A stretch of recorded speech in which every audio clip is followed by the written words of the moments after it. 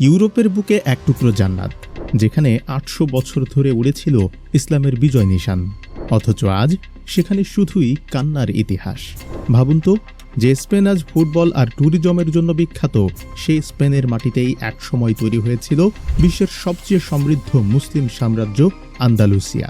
কিন্তু কিভাবে এক রাতের ব্যবধানে ৮০০ বছরের সেই গৌরব ধুলোই মিশে গেছে? কেন গ্রানাডার শেষ সুলতানকে নারীদের মতো কাঁদতে হয়েছিল? ৭১১ খ্রিস্টাব্দে তারিক বিন জিয়াদের হাত ধরে যে মহাকাব্যের শুরু হয়েছিল, তা জ্ঞান, বিজ্ঞান, স্থাপত্য আর সভ্যতায় ইউরোপকে টেক্কা দিয়েছিল। কর্ডোভা আর গ্রানাডার আলোতে যখন পুরো ইউরোপ আলোকিত, ঠিক তখনই ভেতরে ভেতরে ঘুণ ধরেছিল এই সাম্রাজ্যে। ক্ষমতার লোভ, ভাইয়ে ভাইয়ে রক্তক্ষয়ী যুদ্ধ আর চরম বিলাসিতা মুসলিম শাসকদের অন্ধ করে দিয়েছিল।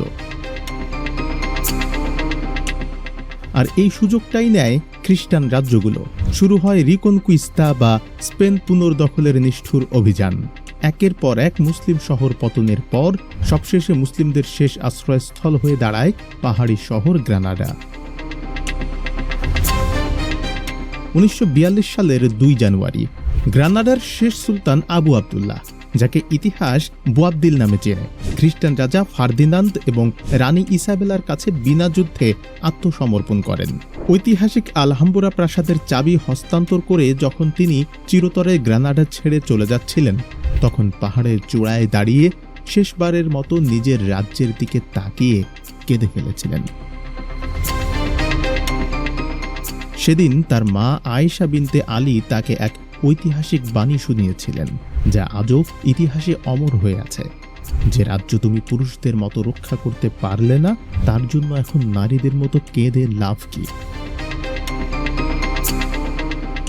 গ্রানাডার পতনের পর শুরু হয় স্প্যানিশ ইনকুইজিশন, ইতিহাসের অন্যতম বর্বর গণহত্যা ও ধর্মান্তরকরণ উৎসব।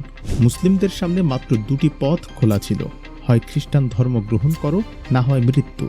লক্ষ লক্ষ পবিত্র কোরআন পুড়িয়ে ছাই করে দেয়া হয়, মসজিদগুলোকে রাতারাতি রূপান্তরিত করা হয় গির্জায়।